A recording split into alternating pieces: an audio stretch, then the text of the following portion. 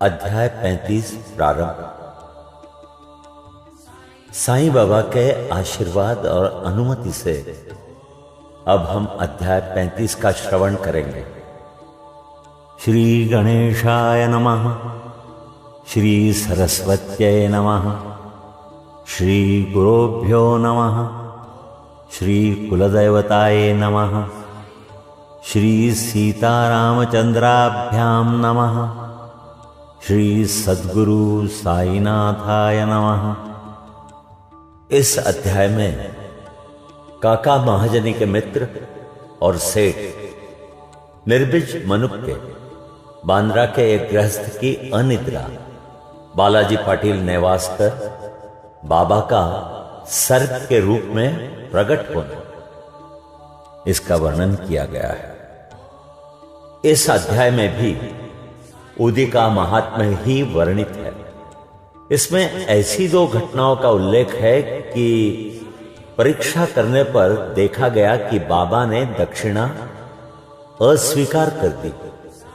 पहले इन घटनाओं का वर्णन किया जाएगा। आध्यात्मिक विषयों में सांप्रदायिक प्रवृत्ति उन्नति के मार्ग में एक बड़ा रोड़ा है। निराकारवादियों से कहते सुना जाता है कि ईश्वर की सगुण उपासना केवल एक भ्रम ही है और संतगण भी अपने सदृश ही सामान्य पुरुष हैं।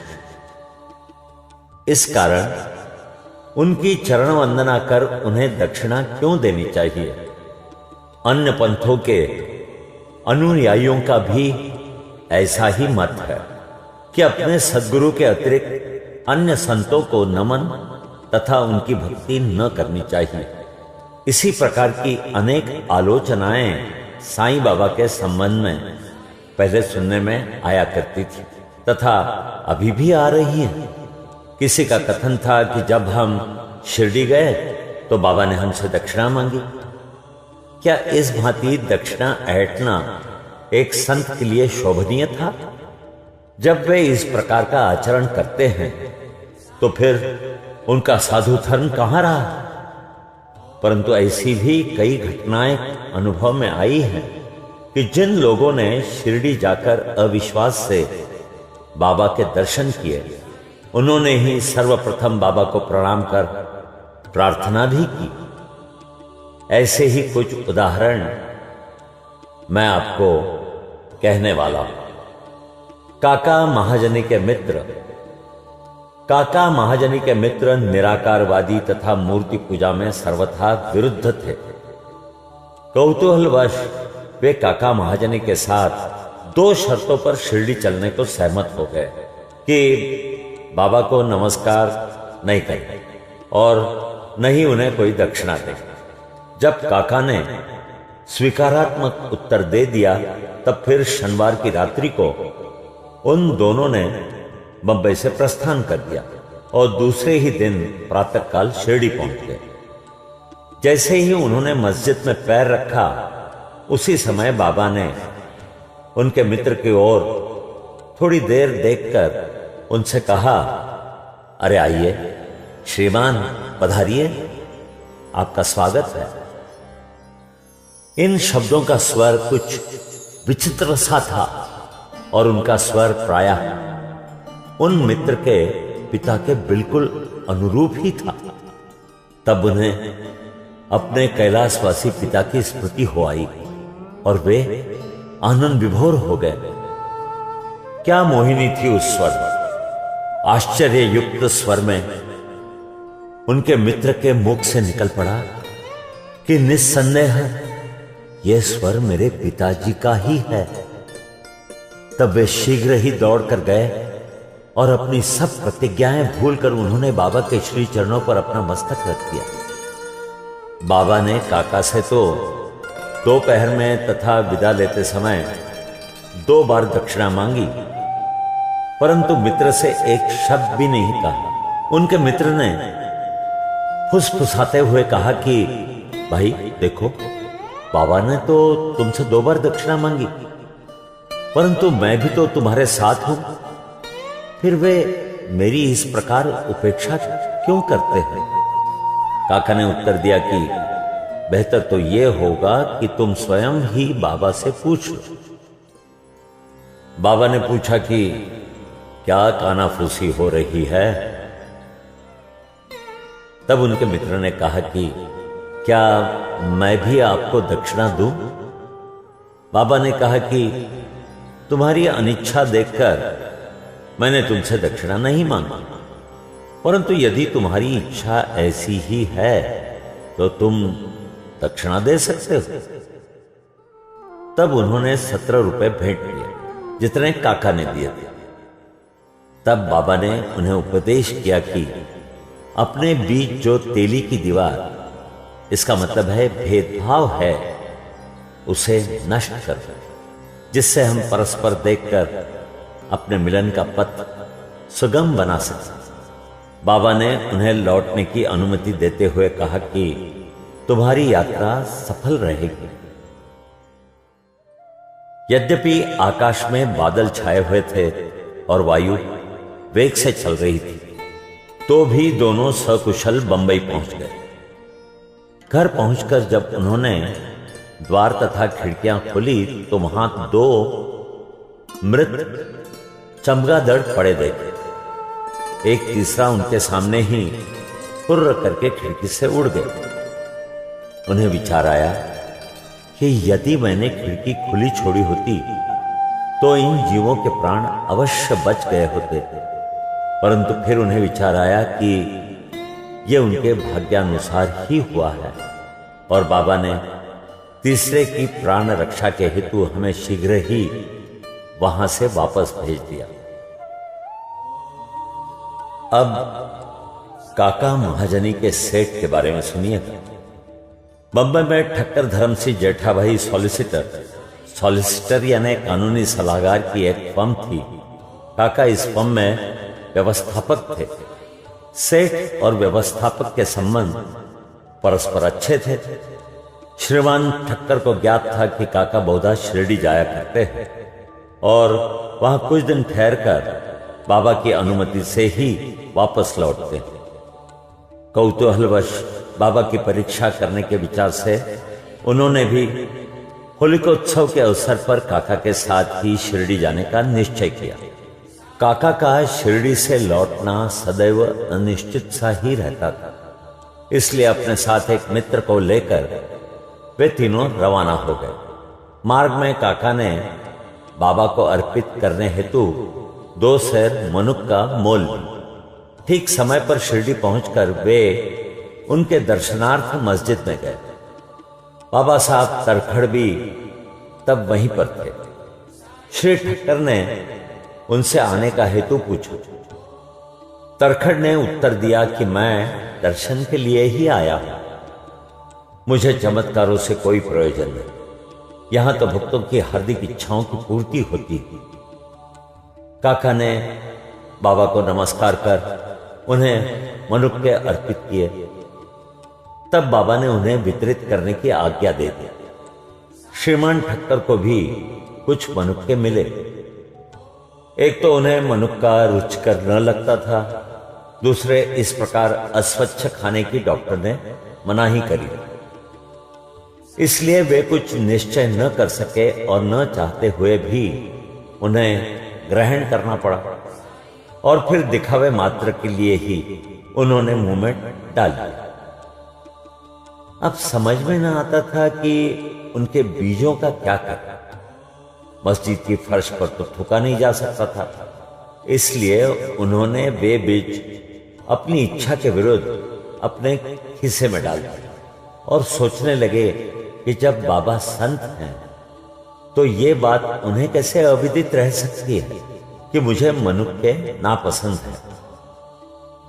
फिर क्या वे मुझे इसके लिए लाचार कर सकते हैं? जैसे ही ये विचार उनके मन में आया, बाबा ने उन्हें कुछ और मनुक्के दिए, पर उन्होंने खाया नहीं और अपने हाथ में ले लिया। तब बाबा ने उन्हें खा लेने को कहा। उन्होंने आज्ञा का पालन किया और चबाने पर देखा कि वे सब निर्बीज हैं। वे चमत्कार की इच्छा रखते थे, इसलिए उन्हें देखने को मिल गए। उन्होंने सोचा कि बाबा समस्त विचारों को तुरंत जान लेते हैं और मेरी इच्छा अनुसार ही उन्होंने उन्हें बीज रहित बना दिया है। क्या अद्भुत शक्ति है उनमें। फिर शंका निवारणार्थ उन्होंने तरखड़ से, जो समीप ही खड़े हुए थे और जिन्हें भी थोड़े मनुक्के मिले थे, पूछा कि किस किस्म के मनुक्के तुम्हें मिले। उत्तर मिला, अच्छे बीजों वाले। श्रीमान ठक्कर को तब और भी आश्चर्य हुआ कि यदि बाबा वास्तव में संत हैं तो अब सर्वप्रथम मनुक्के काका को ही दिए जाने चाहिए। इस विचार को जानकर बाबा ने कहा कि अब पुनः वितरण काका से ही आरंभ होना चाहिए।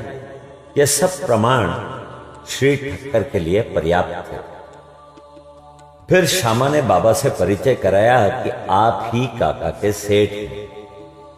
बाबा कहने लगे कि ये उनके सेठ कैसे हो सकते हैं, इनके सेठ तो बड़े विचित्र हैं।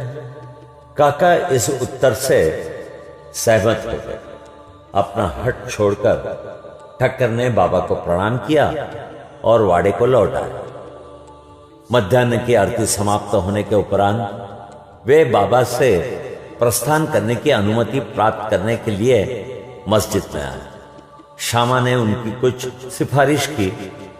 तब बाबा इस प्रकार बोले, एक सनकी मस्तिष्क वाला सभ्य पुरुष था जो स्वस्थ और धनी भी था।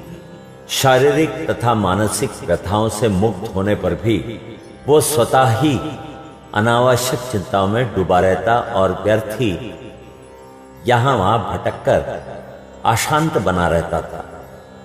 कभी वो स्थिर और कभी चिंतित रहता था। उसकी ऐसी स्थिति देखकर मुझे दया आ गई और मैंने उससे कहा कि कृपया अब आप अपना विश्वास एक इच्छित स्थान पर स्थिर कर लें। इस प्रकार व्यर्थ भटकने से कोई लाभ नहीं। शीघ्र ही एक निर्दिष्ट स्थान चुन लो। इन शब्दों से ठक्कर की समझ में तुरंत आ गया कि यह सर्वथा मेरी ही कहानी है। उनकी इच्छा थी कि काका भी हमारे साथ ही लौटे। बाबा ने उनका ऐसा विचार जानकर काका को सेठ के साथ ही लौटने की अनुमति दे दी। किसी को विश्वास न था कि काका इतने शीघ्र शिरडी से प्रस्थान कर सके। इस प्रकार ठक्कर को बाबा द्वारा विचार जानने का एक और प्रमाण मिल गया। तब बाबा ने काका से 15 रुपए दक्षिणा मांगी और कहने लगे कि यदि मैं किसी से 1 रुपया दक्षिणा लेता हूं तो उसे 10 गुना लौटाया करता हूं। मैं किसी की वस्तु बिना मूल्य नहीं लेता और न तो प्रत्येक से मांगता ही हूं। जिसकी ओर फकीर इंगित करते हैं उससे ही मैं मांगता हूं और जो गज जन का ऋणी होता है उसकी ही दक्षिणा स्वीकार हो जाती। दानी देता है और भविष्य में सुंदर उपज का बीजारोपण करता है। धन का उपयोग धर्मोपार्जन के निमित्त ही होना चाहिए। यदि धन व्यक्तिगत आवश्यकताओं में व्यय किया गया तो ये उसका दुरुपयोग है। यदि तुमने पूर्व जन्मों में दान नहीं दिया है तो इस जन्म में पाने की आशा कैसे कर सकते हो। इसलिए यदि प्राप्ति की आशा रखते हो तो अभी दान करो।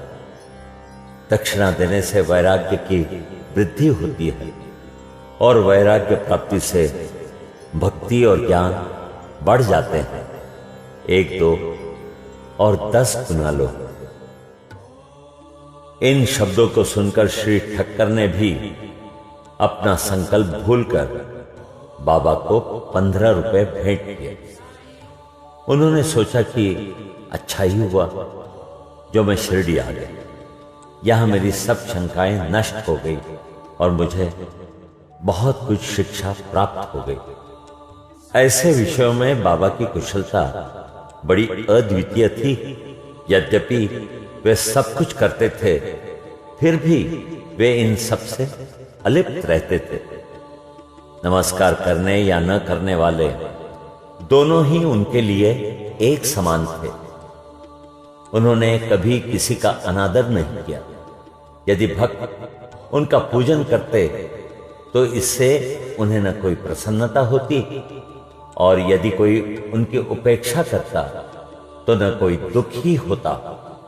वे सुख और दुख की भावना से परे हो चुके थे। अब सुनिए अनिद्रा के बारे में। बांद्रा के एक महाशय कायस्थ प्रभु बहुत दिनों से नींद न आने के कारण अस्वस्थ थे। जैसे ही वे सोने लगते, उनके स्वर्गवासी पिता स्वप्न में आकर उन्हें बुरी तरह गालियां देते हुए दिखने लगते थे। इससे निद्रा भंग हो जाती और वे रात्रि भर अशांति महसूस करते थे। हर रात्रि को ऐसा ही होता था, जिससे वे किंग कर्तव्य विमूढ़ हो गए। एक दिन बाबा के एक भक्त से उन्होंने इस विषय में परामर्श किया। उसने कहा कि मैं तो संकट मोचन सर्व पीड़ा निवारणी उदी को ही इसकी रामबाण औषधि मानता हूं, जो शीघ्र ही लाभदायक सिद्ध होगी। उन्होंने एक उदी की पुड़िया देकर कहा कि इसे शयन के पूर्व माथे पर लगाकर अपने सिराने रखो।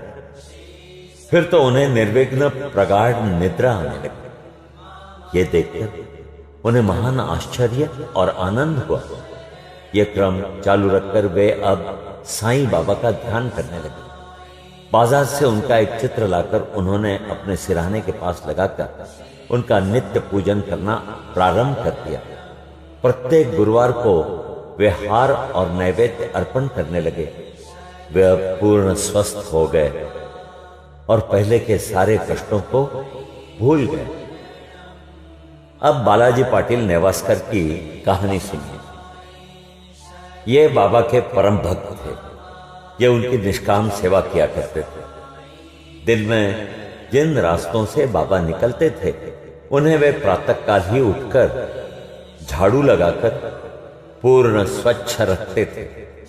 इनके पश्चात ये कार्य बाबा की एक परम भक्त महिला राधा कृष्ण माई ने किया और फिर अब्दुल।